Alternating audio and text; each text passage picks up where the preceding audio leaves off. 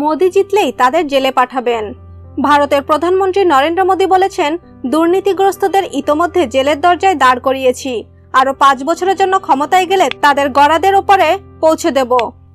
বৃহস্পতিবার গুজরাটের নির্বাচনী প্রচারে তিনি একথা বলেন। কংগ্রেসের বিরুদ্ধে তুগলক রোড ভোট দুর্নীতির নতুন অভিযোগ করেন মোদি। জুনাগড়ের সভায় তিনি বলেন, কংগ্রেসের বিরুদ্ধে দুর্নীতির অনেক অভিযোগ রয়েছে।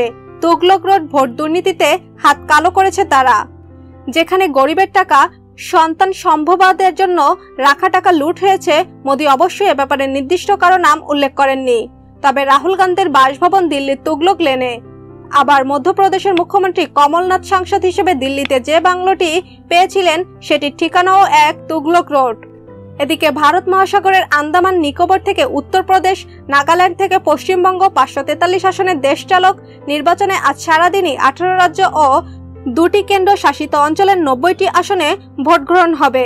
প্রথম ধাপের নির্বাচনে অন্ধ্রপ্রদেশ, অরুণাচল, গোয়া, গুজরাট, হরিয়ানা, হিমাচল, কেরালা, মেঘালয়, মিজোরাম, নাগাল্যান্ড, পাঞ্জাব, তেলেঙ্গানা, তামিলনাড়ু, আন্দামান ও নিকোবর দাদার ও নাগর হাভেলি, দামান ও দিউ, লাক্ষাদ্বীপ, নয়াদিল্লি, পদুচেরি, চণ্ডীগড় ও উত্তরাখণ্ডের ভোটাররা একযোগে ভোট দিচ্ছেন। লোকসভার সঙ্গে সঙ্গে অন্ধ্রপ্রদেশ, সিকিম, অরুণাচল ও উড়িষ্যা এ 4 রাজ্যের বিধানসভা নির্বাচন হচ্ছে। জম্মু কাশ্মীরে বিধানসভা নির্বাচনের কথা থাকলেও এখনই তা হচ্ছে না। এতক্ষণ আমাদের সাথে থাকার জন্য ধন্যবাদ। ভিডিওটি ভালো লাগলে অবশ্যই লাইক, কমেন্ট, শেয়ার করবেন। তার আগে অবশ্যই আমাদের চ্যানেলটি সাবস্ক্রাইব করে আমাদের সাথেই থাকুন।